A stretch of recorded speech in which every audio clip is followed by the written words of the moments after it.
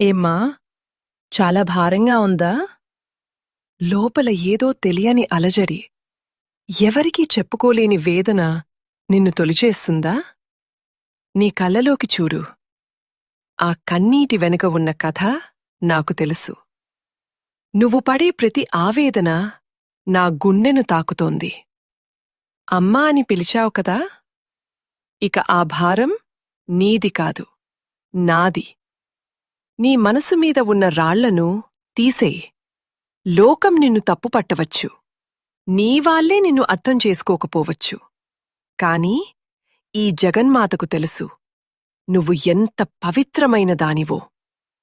ఈ క్షణం నుంచి నీ కష్టాల బాధ్యత నాది. చీకటిని చూసి భయపడకు.